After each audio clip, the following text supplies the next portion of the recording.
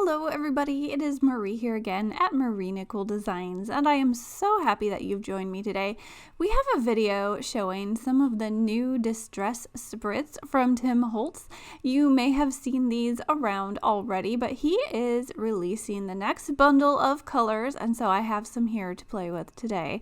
I have Crackling, Campfire, Squeeze Lemonade, Salvaged, Patina, and Tattered Rose. I believe those are the four that I have. These are so fun. I've done a video with these before. It's over on the scrapbook.com YouTube channel if you want to check that out. But I just wanted to kind of swatch these out for you today on white and black paper, talk a little bit about what they are, and give you some fun card ideas. So this one is the Tattered Rose, and you can see on the black and white paper these sprays look so different. I think on the black paper they are really vibrant, they really show up. The white paper, they're a little bit more muted. Now, about these spritzes, the liquid that they are in is not colored. It is the shimmer mica that's inside of them that has the color. So they won't really stain your paper like a colored liquid would, but wherever the mica dries, you will see that color. So here's that Crackling Campfire on the white and the black. You can see that is a little bit more bold. This is the Squeezed Lemonade. It's very light on the white paper, but it shows up really nicely on the black paper. The next one is Salvaged Patina, which is a really pretty blue. I love this blue, and we're going to use it today. You can see how bold it is on that black paper, that black cardstock, and it shows up fairly well on the white paper as well, but you get a very light color on the white and a darker color on the black. And this is the Tattered Rose, which is interesting. I think on the black it looks a little bit more pink, and on the white it looks more like the label that you see. So what I'm going to do today is I went ahead and I ink blended a whole background with some walnut stain, and I am just going to spritz on some of this Crackling Campfire. Now, like I mentioned, it's not really going to color your paper. It's the mica that's inside that is going to add some color. So I'm going to get a shine over my walnut stain in that Crackling Campfire color without it changing the color of my Distress Oxide ink. Now, my ink will kind of react, and you can see I've sped up this video so I can dry my background. I've got some of those splotches on my ink where it reacted with the liquid, but as I tip it in the light, hopefully you can see that coppery campfire color adding some shine over the top. So I thought it would be really fun to go ahead and ink blend some cardstock and then go ahead and die cut it out for some cards. So I'm going with a fall theme today. I've gone ahead and I've ink blended another background using fall colors, browns, oranges, reds, and yellows, and I'm using that Crackling Campfire over the top again.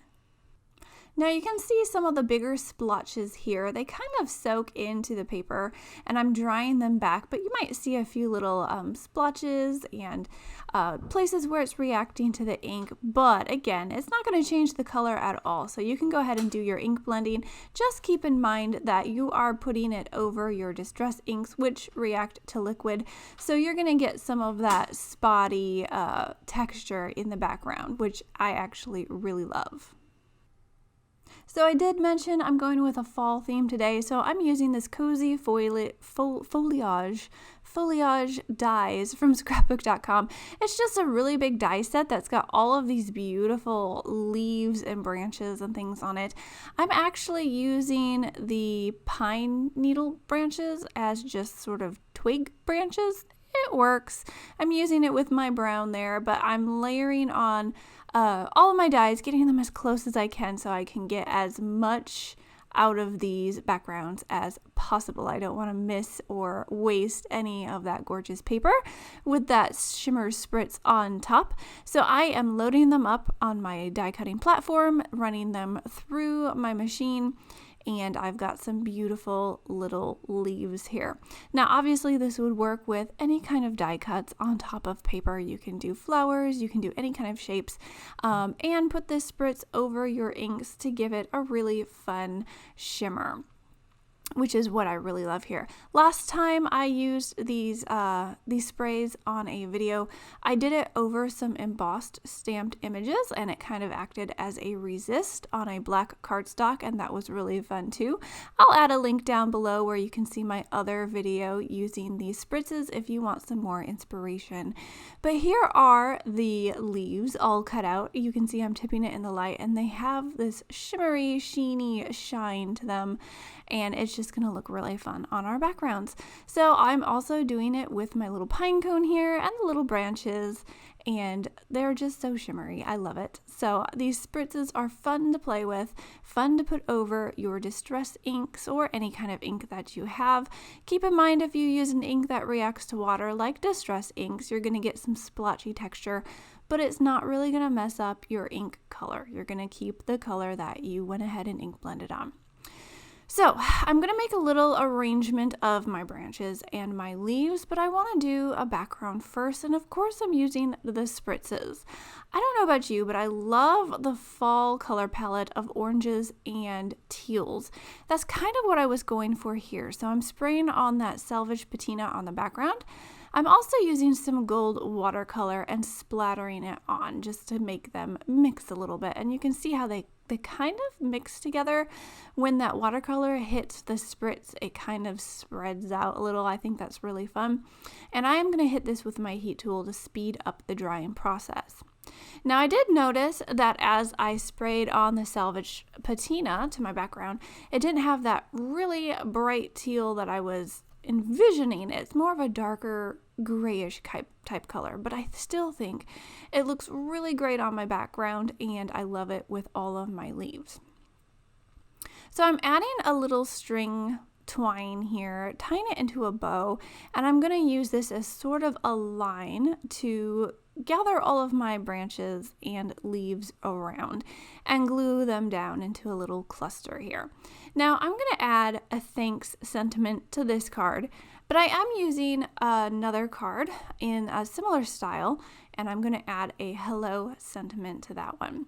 I love making cards in groups and making them in similar color palettes and styles, and they look like sets. But you can also change up the sentiments, and I really like some of the basic sentiments, like thank you cards and hello cards and thinking of you cards. And then we have birthday cards and of course Christmas cards. But really, for the most cards that I send out, they're probably birthday or thank you or hello. So I use quite a bit of sentiments for that. And the sentiments that I'm using today are also from scrapbook.com. Now, like I mentioned, I'm going to have links down below in the description box of everything I used, so if you're interested in checking them out, you can. I'll also have a link to my gallery over at scrapbook.com, so you can check out not only these cards that I'm making today, but all the cards that I make. I upload them there and I tag the products that I've used on my picture, so you can easily go find what I'm working with. So hopefully that's helpful for you. So right now I'm just kind of messing around with the arrangement that I want to put onto my card, and then I'm going to grab some of my artiste glue and go ahead and glue that down. And I'm just putting a little bit of glue on here. You really don't need much. This artiste glue holds very well. But when I'm working with arrangements like this, I do like my liquid glue because I can kind of wiggle things around and get them into place before that glue dries, and it just gives me an opportunity to make that arrangement perfectly perfect the way I want it. Now I wanted some of these leaves to have some extra big gold splatters on top, so I'm taking some more of that watercolor, that gold watercolor, and I'm just splattering it with my brush, and I'm going to let that dry and kind of wipe away a few of those bigger splatters that got on an area that I didn't really want it to, but it looks good anyway. And here is my little thanks sentiment. I'm going to glue that on top, and I popped it onto a card base. I'll have some photos at the end of this video, but my camera shut off right at the end here because it was out of card storage. So this pretty much concludes today's video. I hope you guys enjoyed it and it gave you some ideas, and thanks for stopping by. I will see you all next time.